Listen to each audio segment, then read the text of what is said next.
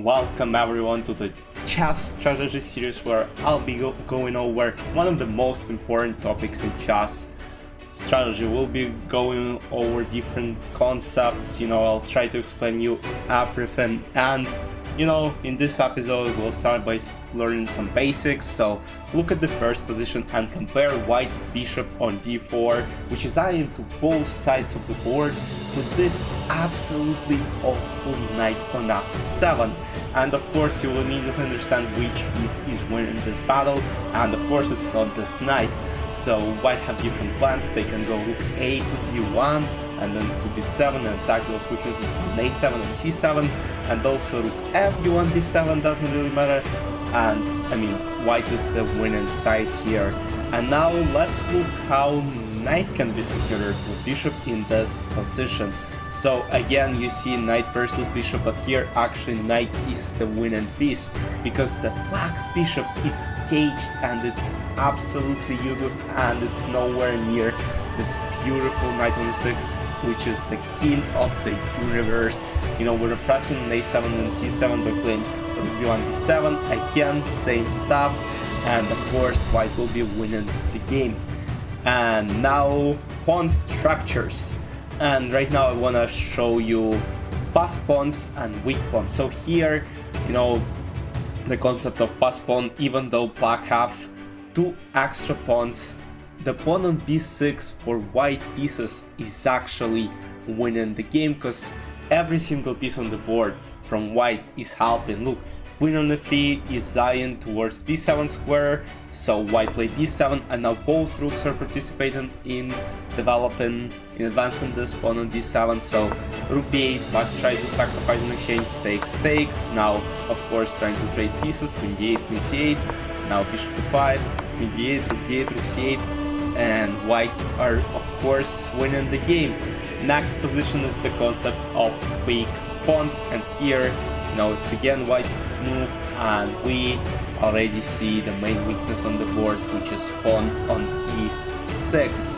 It's a weak, isolated pawn, and of course white will dedicate their play against this e6 pawn by first playing bishop h3, and basically pins are all over the board. Black can do anything. They play knight e8 trying to defend this e6 pawn, but then knight g5, bishop b8, and now brilliant f5. And the point is, there are just too many weaknesses on the board, and white are winning this chess game. And now probably one of the most important topics when you start learning chess is actually space advantage or disadvantage. Here black are gasping. It's an absolute nightmare for black pieces. They're gasping to get some air. White has claimed the huge space advantage, and of course they are the side which will be aggressive. They have different plans like c5 first, playing on queen side. They can play on king side as well by playing rook g1 g5 or g5 right away, rook h1, and trying to basically open up h-file. Everything wins. Now material. Again, material is very important in chess. When you're trying to defend, what my coach said, you basically need to take some material and not suffer for nothing. So, and let's say in this position, okay, white just took a pawn and they have huge winning chances, because basically c6 they can't take our bishop on b7 because we have queen c4 and pick up the pawn on c6. And after king h8, bishop g2, alright, here you can see the position where, alright, our bishop on c1 is not developed. We have material, and let's say we trade the queens of the board, we'll probably be the winning side in this endgame.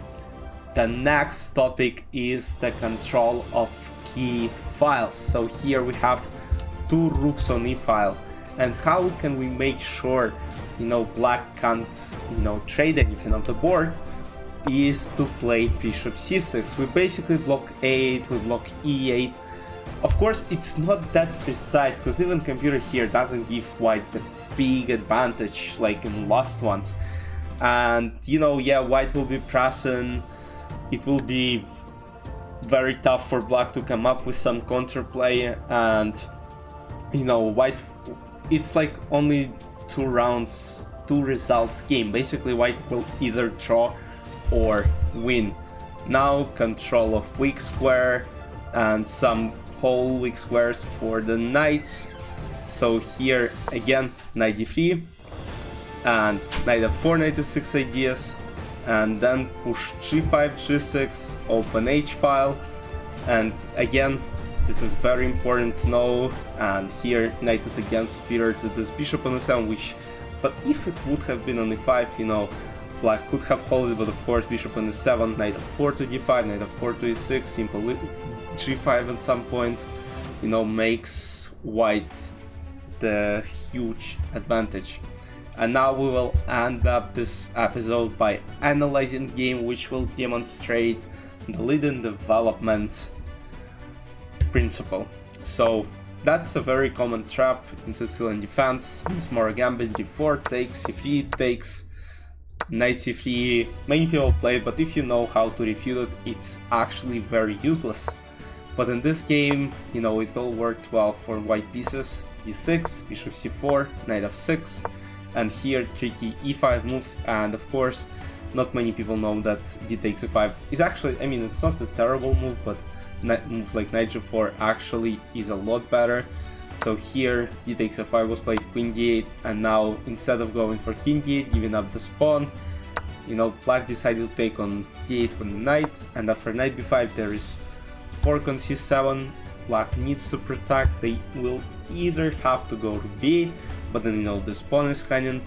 But right now the idea is that black played king d7. They tried to get their king to the center, but it actually a move which blunders the checkmate into, because after knight e5, king a8, knight c7 is a checkmate, and white won the game. So that's it for today. In next episode I'll analyze initiative principle, king safety, statics versus dynamics, planning. So stay tuned. I'll see you next week. Bye bye.